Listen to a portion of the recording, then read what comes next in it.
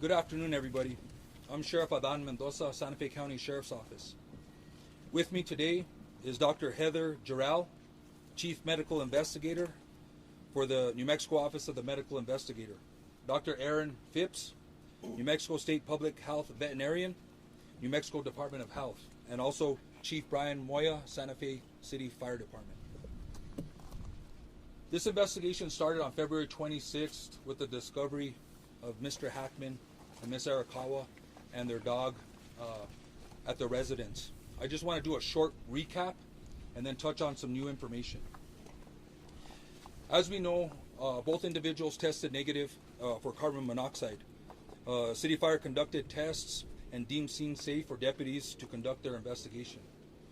The preliminary pacemaker interrogation results were released last week, and I'll let Dr.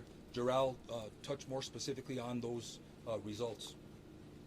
The gas company New Mexico, they also did an analysis of the residence, and they found one minor leak in a single burner on the kitchen stove, which was 0.33% of room air, which was pretty minute and insignificant. Since that time, Xena, the deceased dog, has been taken for necropsy at the Veterinary Diagnostic Services, and we'll be awaiting those results. Let's speak a little bit in reference to the timeline for Betsy Arakawa. We know from our investigation that on February 9th, 2025, she picked up Xena from Gruta Veterinary Hospital. There was a procedure that was done with the dog, which may explain why the dog was in a crate at the residence. Let's move on to February 11th, 2025. Mrs. Arakawa had an email conversation with her massage therapist at about 11:21 a.m. Moving on into the afternoon, Ms. Arakawa was at the Sprouts Farmers Market between 3:30 and 4:15 p.m. Ms. Arakawa was seen on surveillance video at the CVS Pharmacy in Santa Fe from 4:12 to 4:20 p.m. She then stopped at a local pet food store at about 4:54 p.m. Her car was seen on surveillance, and the remote control clicker that is assigned to her and her vehicle was used to enter the subdivision to gain access to the gated community at 5:15 p.m. Numerous emails were unopened on her computer on February 11th. There was no additional outgoing communication from her or known activity after February 11th, 2025. The cell phone information and the cell phone data is pending. We're working with state police to get the information from those phones, but our investigation shows that all the last known communication and activity from Ms. Arakawa was on February 11th. I'm going to go ahead and turn over the podium to Dr. Giral. I would ask that everybody refrain from asking questions until everybody has provided their statements. I'll step up to the podium, and then we'll go ahead and field questions from the media. Thank you.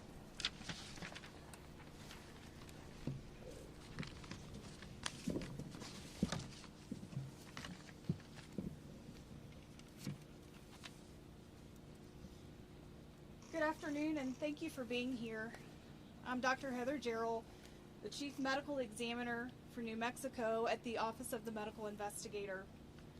I'd like to begin by stating that it is unprecedented for the Office of the Medical Investigator to make public statements about death investigations.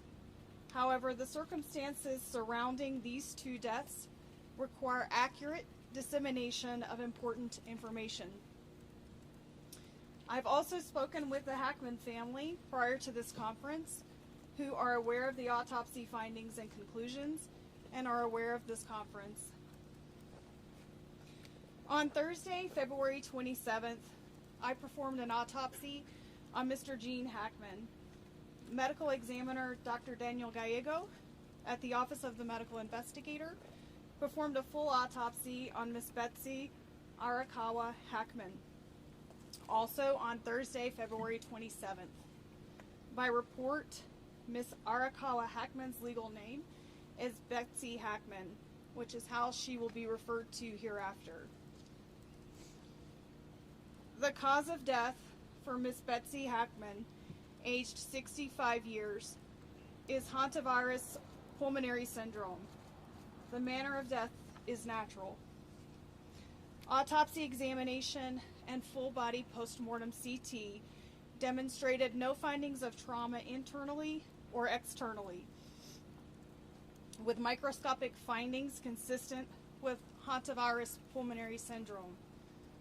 Laboratory testing was positive for Hantavirus at a clinical lab, with required confirmation testing positive at Scientific Laboratories Division.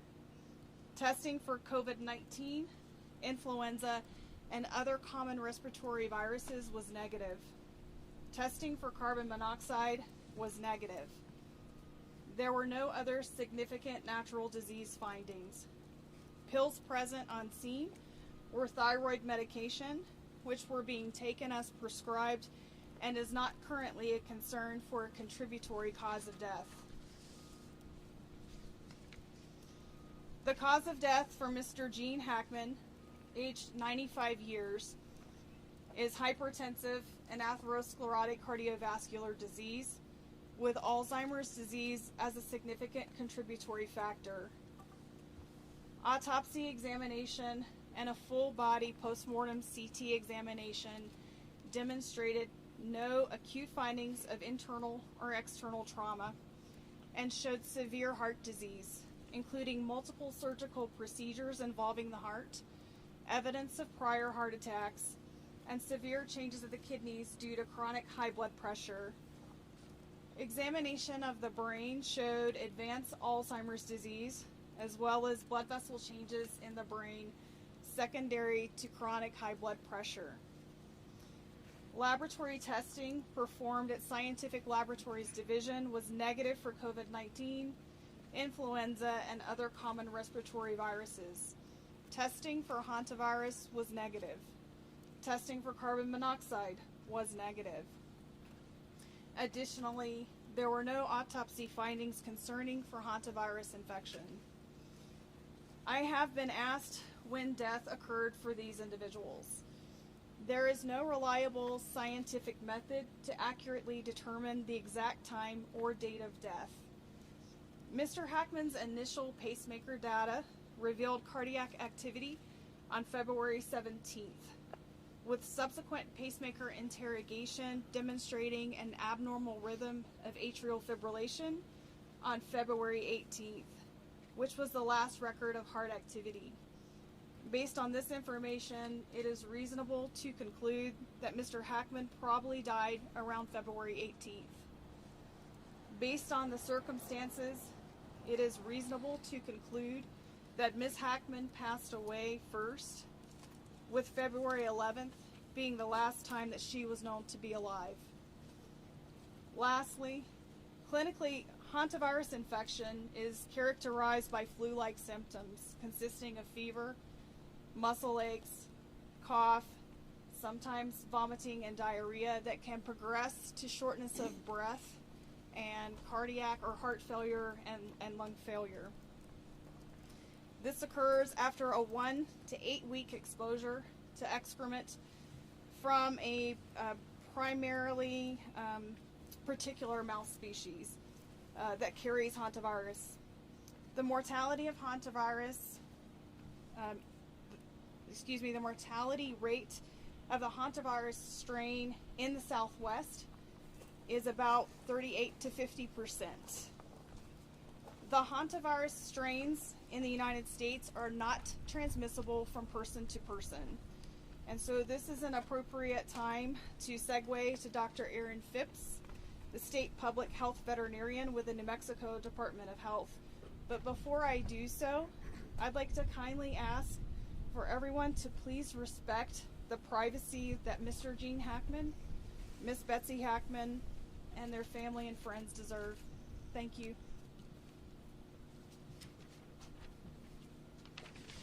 Thank you, Dr. Gerald. I will now provide additional information about hantaviruses in New Mexico. There are many different types of hantaviruses found worldwide. These viruses are zoonotic, meaning they are transmitted from animals to humans. Hantaviruses are carried by rodents. The hantavirus found in New Mexico, the sin nombre virus, is found throughout the state, primarily in deer mice, but in other rodents as well. Hantavirus pulmonary syndrome is a rare disease caused by hantaviruses, but a small number of human infections are found every year in New Mexico. Over the past 5 years, New Mexico has confirmed between 1 and 7 hantavirus infections in humans each year. Through the end of 2024, we have identified 136 infections over the past 50 years in New Mexico residents, 5 of these in Santa Fe County. This is a serious disease. 42% of these infections here in New Mexico were fatal. Most transmission occurs around the patient's residence or workplace, and the New Mexico Department of Health typically conducts an environmental investigation at the residence of all hantavirus cases in our jurisdiction. This can help identify specific areas that may pose higher risk, providing insight into where transmission may have occurred and how to prevent future infections. On March 5th, the New Mexico Department of Health staff conducted a risk assessment of the property, including the main residence as well as other structures on the property. This was critically important to address concerns about health risks to first responders, as well as to inform any prevention measures needed to protect the family and other individuals entering the property in the future. We assessed the risk of exposure in the primary residence as low, similar to other well-maintained houses in New Mexico. We did identify signs of rodent entry in other structures on the property and provided information and resources about reducing the risk of hantavirus transmission related to those areas. Hantavirus can be transmitted to people through rodent urine, droppings, or saliva, so it is important to take special steps when cleaning up after rodents. Avoiding contact with or breathing in aerosolized rodent urine or feces, especially in a poorly ventilated area, is key. Detailed guidance can be found on the New Mexico Department of Health and the CDC websites, but I will provide a very brief summary now. It is important to use gloves and a well-fitting N95 mask when around or cleaning rodent-infested areas, and to open any windows or doors for at least 30 minutes beforehand to increase ventilation. Spray the area thoroughly with a 10% bleach solution or a commercial disinfectant. Let it sit for 5 minutes. Next, clean the area with paper towels, then throw them away in a covered garbage can that is regularly emptied. Before removing gloves, wash your gloved hands with soap and water or with a disinfectant, and then after removing gloves, wash your hands again with soap and water. It's important to never sweep up or vacuum mouse droppings, since this can spread particles up into the air. Since hantavirus is found throughout New Mexico, awareness of these risks and how to reduce them is important for all New Mexicans. The New Mexico Department of Health extends our deepest condolences to the families and friends during this difficult time. Thank you. Thank you. I think that'll conclude the statements for today. We will go ahead and take questions. I ask that there be one question per agency, and please state who you're directing the question to, as there's several individuals here at this conference. Sir. Sheriff, just to clarify the timeline here, does this mean Gene Hackman was likely home with his deceased wife for a week before he passed away himself? Yes, I would assume that is the case. Do you believe, given his Alzheimer's status, that Mr. Hackman was able to live on his own and survive for those 7 days? I think that's more a question, maybe for Dr. Jarrell. Just to repeat so that everyone could hear, the question was, do we believe that Mr. Hackman was able to live on his own and survive. The answer to that question is that Mr. Hackman showed evidence of advanced Alzheimer's disease. I'm not aware of what his normal daily functioning capability was. He was in a very poor state of health. He had significant heart disease, and I think ultimately that is what resulted in his death. I was able to look at fluid to determine if he was dehydrated, and I did not see evidence of dehydration. I did see evidence of very poor kidney function, and I think he died as a result of his heart disease and with Alzheimer's being that contributing factor. What about starvation? The question was, what about starvation? So there was no food in his stomach, which means he had not eaten recently, but he had also no evidence of dehydration. So based on your understanding of the progression of the Alzheimer's, do you believe that he was possibly not aware that his wife had died or didn't know what to do in that situation? It's difficult to answer. The question was he aware that Ms. Hackman had died? And I think that question's difficult to answer, but I can tell you that he was in an advanced state of Alzheimer's, and it's quite possible that he was not aware that she was deceased. This is for the sheriff. Considering the circumstances under which Mr. Hackman was found in the mudroom with his walking cane and sunglasses by him, do you think there is a possibility that he was trying to help for his wife? That's hard to answer. Again, it's hard to get into the frame of mind of what was happening at the time, and I don't know if we'll ever have the answer to that question, whether he was going to go for help or he wasn't. Sir. Sheriff, are there any other big questions that you're trying to answer? I mean, does this answer the biggest questions you had about their death in this case? Is there anything else that you're really seeking? Yeah. So the question is there any other big questions that are left? I think a lot of questions were answered here today.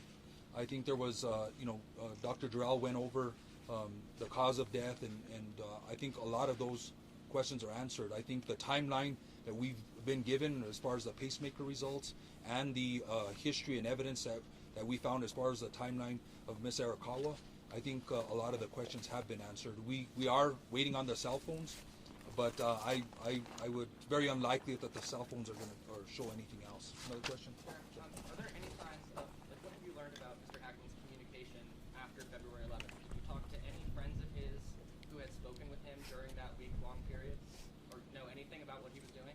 So the question is whether there was any communication from Mr. Hackman or activity, and no, at this point, no. I don't know if he used cell phones or technology or emails. There's no indication of that. So right now there is no activity from Mr. Hackman. Sheriff, do you know if his pacemaker was connected to some sort of monitoring service? Was anyone tipped off that something was wrong?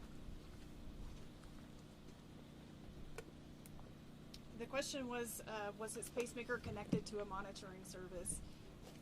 The answer to that is that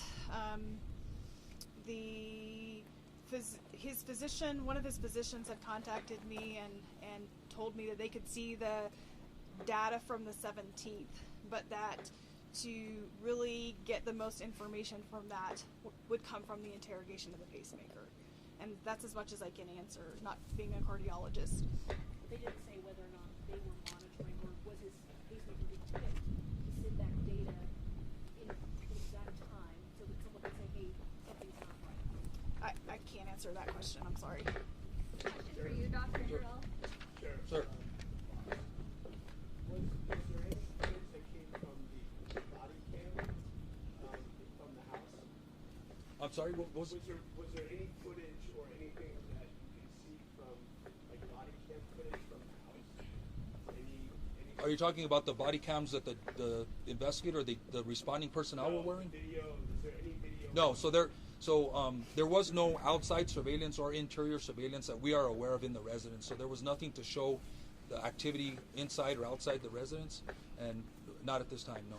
Dr. Durrell, you mentioned that one of the symptoms of Hantavirus is shortness of breath. We learned before that Betsy Hackman was laying on the floor floor when she was found. What kind of medical episode would she have had to cause her to fall and then not be able to ask for help? The question was regarding shortness of breath with hantavirus and what kind of medical episode would we expect from somebody found on the floor. And I think to be able to answer that question fairly, it can go back to hantavirus infection, which initiates with what's called a prodromal phase. That's initially flu-like symptoms where a person has fever and muscle aches, that they don't feel well. After, of course, being exposed to rodent excrement. And that phase can last roughly 3 to 6 days. And then they can transition to that pulmonary phase where they have fluid in their lungs and around their lungs. And at that point, a person can die very quickly, within 24 to 48 hours, roughly speaking, without medical treatment.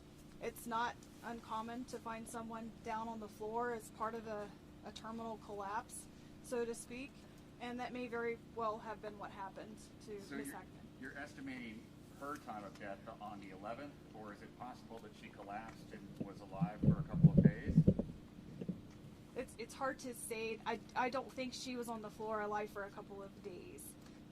I think that she went through that time period, and I don't know when she began to feel ill. And those are just things that I don't know that I'm ever going to have the answers to. But I think, and going back to that initial time period, roughly 3 to 6 days of feeling ill and then succumbing pretty quickly after fluid begins to build up in the lungs. Given the dog was crated, is it fair to assume that the dog died from dehydration or starvation?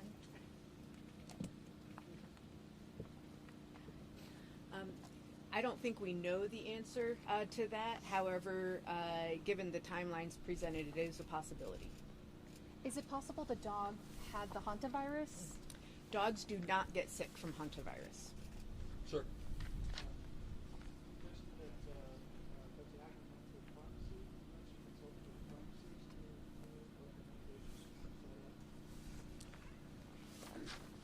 The question was if we knew on Betsy's visit to the pharmacy if there was some medication or if she consulted with a pharmacist. We don't have that information, and I'm not sure that we can get that information due to HIPAA laws, but we don't have that information right now. Sure. Sir.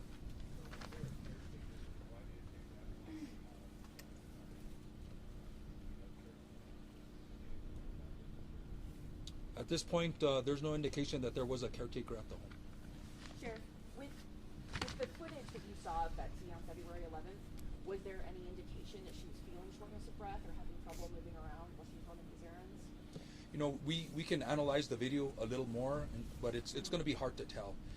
She was walking around, she was shopping, she was visiting stores, but my detectives didn't indicate that there was any problem with her or struggle of her getting around. So, and I believe she had a mask on also, so I'll have to confirm that, but yeah, there wasn't any indication of that. Sasha? Sheriff, this might be for you or Chief Moya, I don't know who could better answer it, but when was the last time you guys dealt with a hantavirus case in San Diego or responded to one?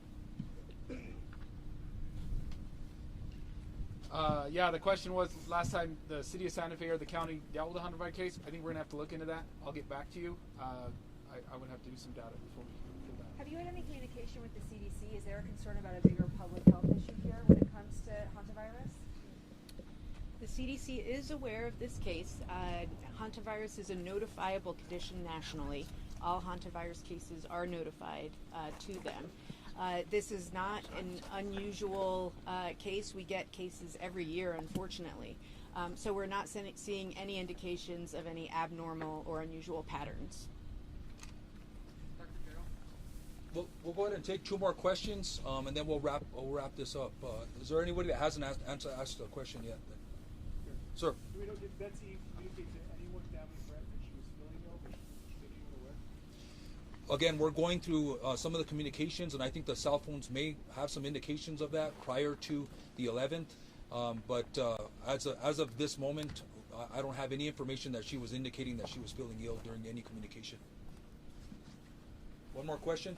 Since there's no sense that this is criminal in nature, are you closing this investigation? Are you still going to be releasing body camera footage from the deputies that entered the house? What happens next? So we will deal with IPRA requests as necessary. If there's body camera or any request for public information, we will be releasing that because of the law. But yeah, we consider this an open investigation until we close the loopholes of the cell phones, until we finish out the necropsy results of the canine and other loose ends that we need to tie up. But I think we're pretty close to the timeline and with the information that Dr. Jarrell provided. One question on the heart disease: is it fair to describe this as a heart attack, or is it not? Is that not an accurate term for the heart disease that he suffered?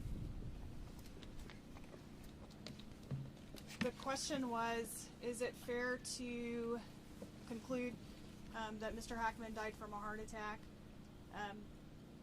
And the answer to that is that it's a little bit difficult to say. I saw no microscopic evidence of a recent heart attack. However, those changes can also take some time to develop, several hours to develop, so that I can see it under the microscope. He could have had an abnormal heart rhythm. We already know that he was in atrial fibrillation on the 18th, and that could have evolved into a more terminal heart rhythm. Is heart failure an okay way to describe it, if we use that terminology? The question was, did Mr. Hackman have heart failure? Oftentimes we see fluid around the lungs and heart failure and congestion of the liver. I did not see that in his case, but he had very poor heart, or very extensive heart disease, and so he would have been predisposed to abnormal heart rhythms, and hence he had a pacemaker as well. Thank you, everybody. That'll conclude the press conference for today. Thank you, everybody. Thank you.